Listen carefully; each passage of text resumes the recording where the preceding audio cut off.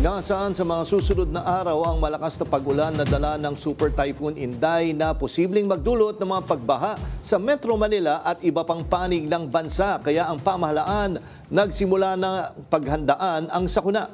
Yan ang umarangkadang balita ni Justin Ignacio. Inaasahan ng malakas na pagbuhos ng ulan sa darating na Biyernes at Sabado dahil sa Super Typhoon Inday.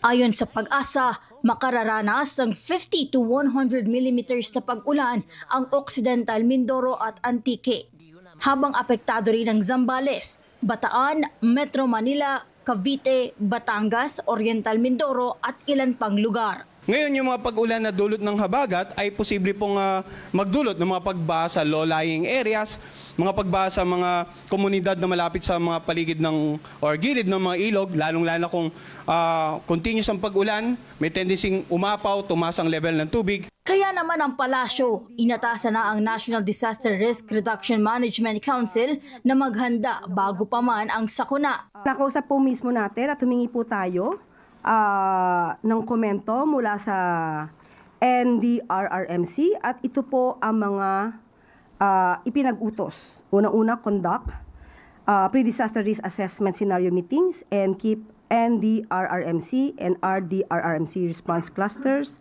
on standby. Kanina, ang Metro Manila Development Authority o MMDA nagpatawag ng Metro Manila Disaster Risk Reduction Management Council Emergency Meeting para talakayin ang mga hakbang na kanilang gagawin. Una-una, para sa akin, napakahalaga po na mapanatili nating malinis ang ating mga daluyan ng tubig, ating mga ilog, mga creek. Pangalawa, ating mga pumping stations, we have to ensure na meron tayong operators 24 hours a day. Tiniyak naman ni MMDA Chairman Romando Artes na gumagana ang 73 pumping stations sa Metro Manila.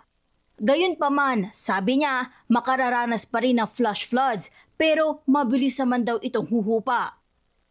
Nakikiusap naman siya sa publiko kaugnay ng pagtatapon ng basura na anay may malaking epekto sa pagbara sa mga daluyan ng tubig. Kabilang din sa kanilang paghahanda, ininspeksyonin ng Metro Manila Council President at San Juan Mayor Francis Zamora at OCD-NCR Regional Director and MMDRRMC Senior Vice Chairperson George F. Kaser ang mga humanitarian and disaster response equipment ng MMDA.